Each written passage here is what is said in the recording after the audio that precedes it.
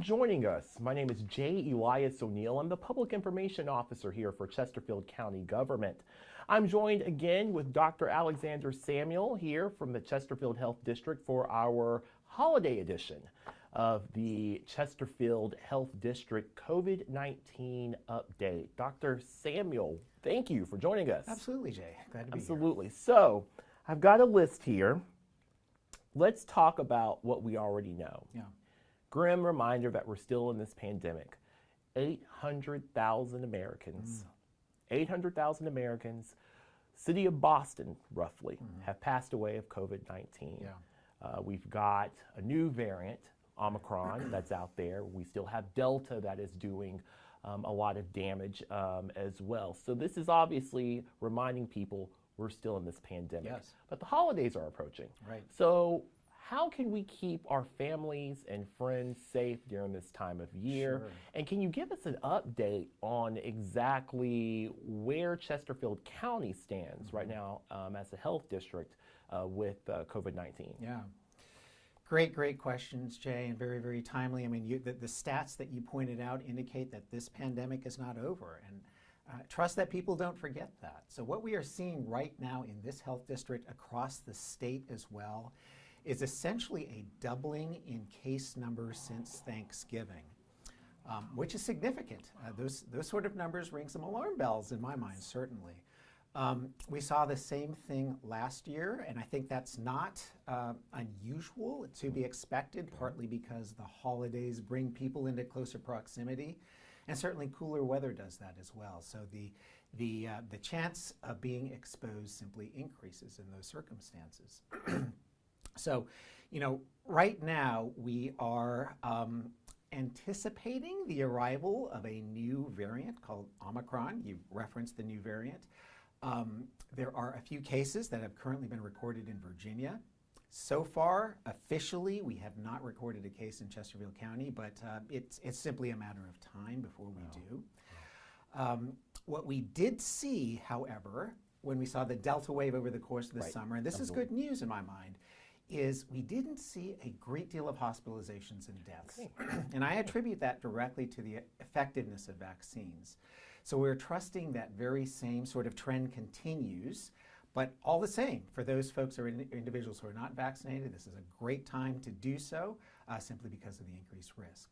Absolutely. So obviously, good news, bad news in there in between. So what can we do to protect ourselves, our family, our friends when we gather? Because that's not going to change at all. We've got Christmas coming up, Hanukkah's here. What are we going to do to make sure that we can protect each other? Sure. So absolutely. I think number one is to get vaccinated if you haven't done so already. Booster doses are advised for individuals who are eligible to get a booster.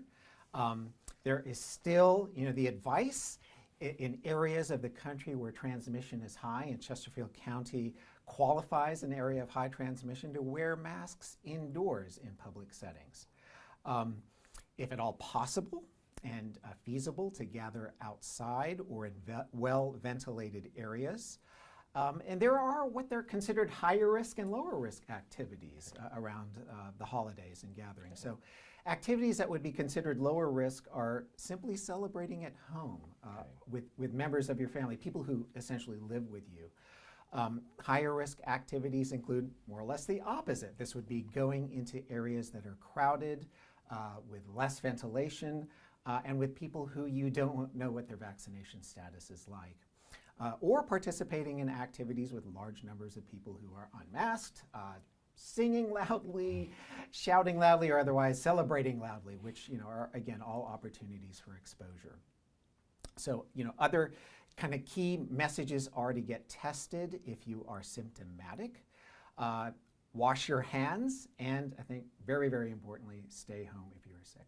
Staying home if you're sick, washing your hands, limiting obviously the amount of people there, and again, once again, like you said before, vaccinations, boosters.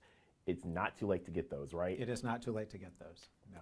And a very good time, as a matter of fact, as we're again anticipating more and more cases as we see Omicron enter this part of the state. Absolutely.